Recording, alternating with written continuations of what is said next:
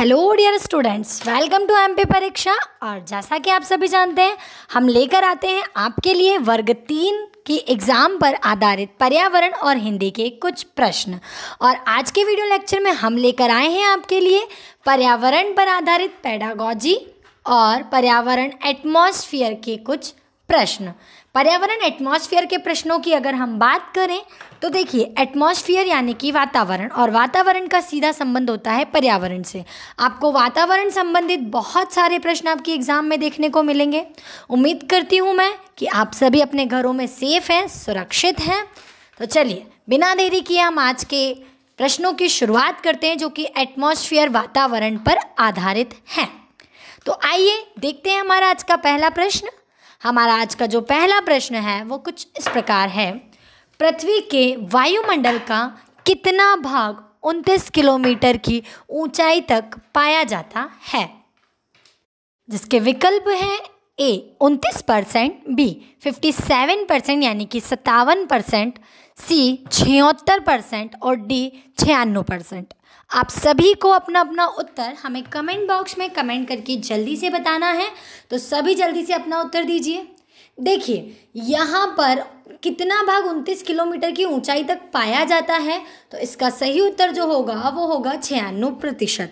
अगर आपकी एग्ज़ाम में आपसे लगभग पूछा जाए या कोई ऐसा पूछ लिया जाए कि आसपास का आंकड़ा हो आपके पास, तो आपको उससे ही चयन करना है।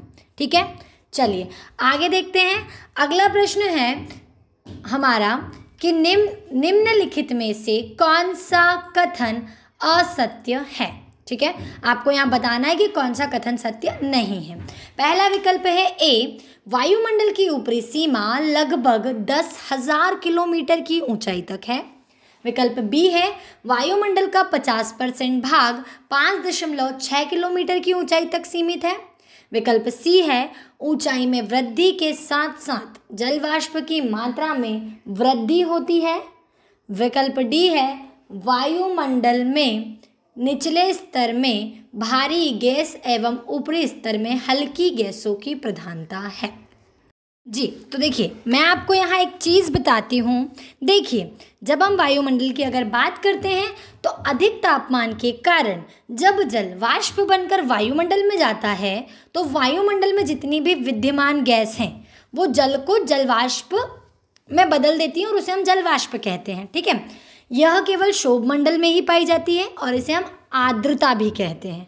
ऊंचाई पर बढ़ने पर इसकी मात्रा लगातार कम होती जाती है। वायुमंडल में धूल के कणों द्वारा प्रकाश में प्रकीर्णन के कारण ही हमें आकाश का रंग क्या दिखाई देता है? नीला दिखाई देता है।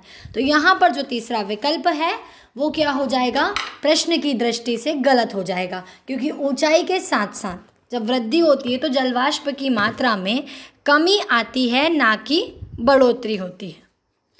अगला है प्रश्न अपना, देखते हैं। अगला प्रश्न है, वायुमंडल में सर्वाधिक कौन सी गैस मिलती है? A oxygen, B hydrogen, C nitrogen, D carbon dioxide.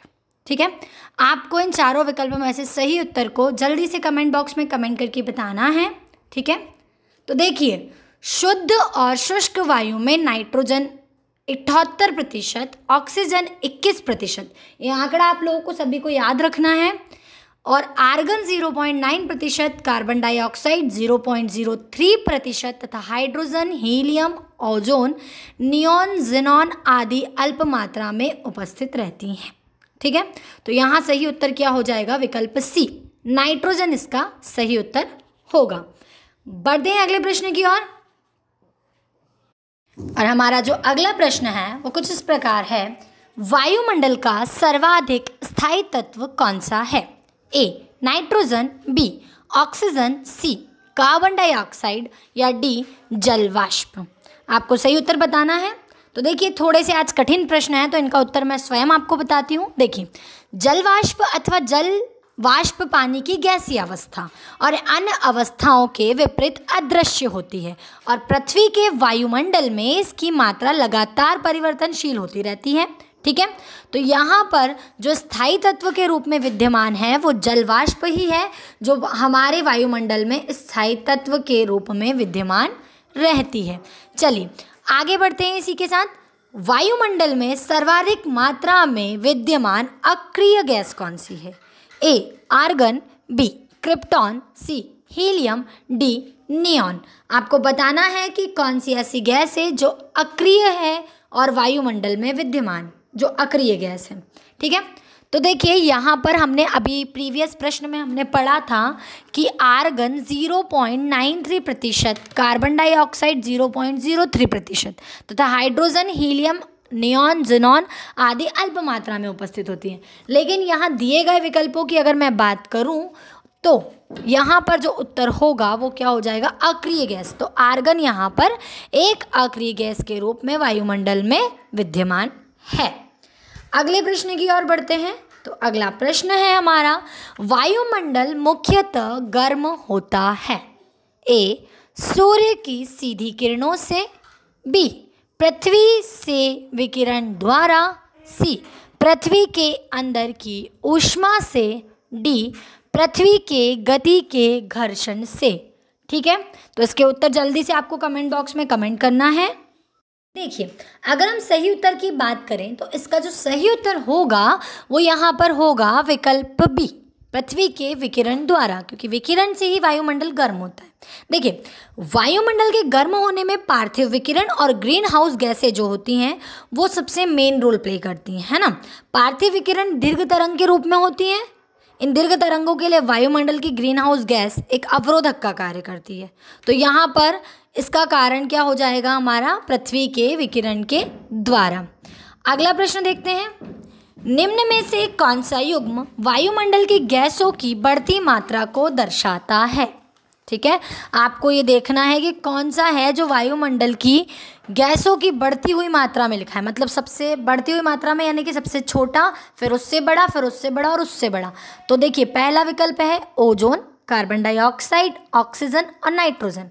दूसरा विकल्प है argon, oxygen, carbon dioxide, ozone. तीसरा विकल्प है carbon dioxide, ozone, argon, nitrogen. चौथा विकल्प है आर्गन, नाइट्रोजन, कार्बन डाइऑक्साइड। देखिए, कुछ पिछले प्रश्नों में हम डिस्कस वैसे ही कर चुके हैं, तो प्रश्न बहुत सरल हो गया है आपके लिए। तो जल्दी से आप लोगों को उत्तर बोलना है कमेंट बॉक्स में। जल्दी से आप हमें उत्तर दीजिए कमेंट बॉक्स में।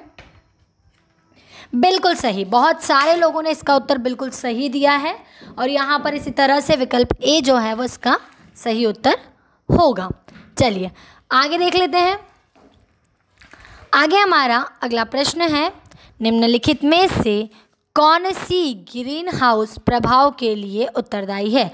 आपको बताना है कि कौन सी गैस ग्रीन हाउस प्रभाव के लिए उत्तरदायी होगी। ए क्लोरीन, बी कार्बन डाइऑक्साइड, सी ऑक्सीजन, डी हाइड्रोजन।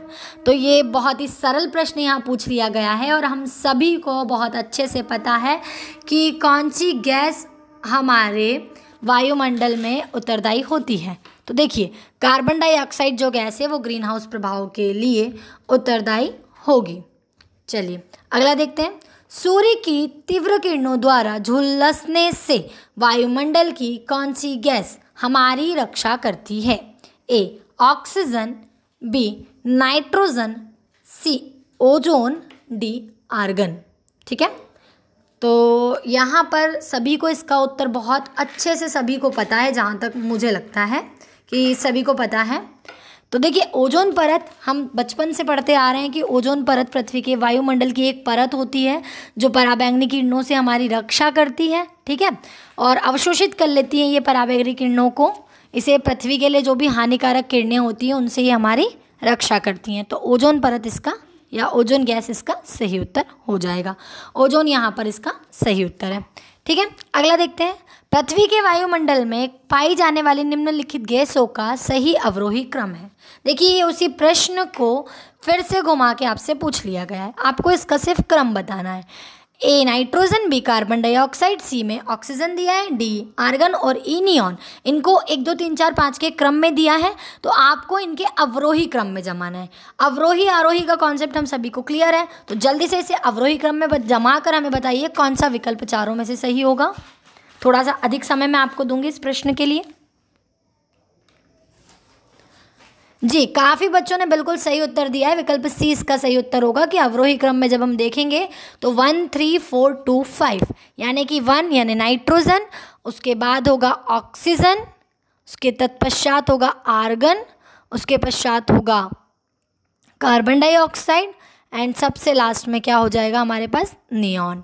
तो ये हुए हमारे आज वातावरण और वायुमंडल पर आधारित 10 प्रश्न, और आगे भी इसी तरह के कुछ प्रश्न हम आपके लिए लेकर आते रहेंगे। तब तक के लिए आप सभी लोग घर में रहिए, सुरक्षित रहिए, अपने अध्ययन पर ध्यान दीजिए और चैनल को सब्सक्राइब ज़रूर कर लीजिए ताकि आने वाले वीडियोस की अपडेट आपको मिलते रहें। तब तक के लिए सभी को ऑल द वेरी बेस्ट। दोस्तों ऐसी और वीडियोस के लिए सब्सक्राइब कीजिए परीक्षा चैनल को और बेल आइकन दबाना ना भूलें। और अगर आप तैयारी कर रहे हैं तो प्रैक्टिस के लिए अभी डाउनलोड करें MP परीक्षा ऐप।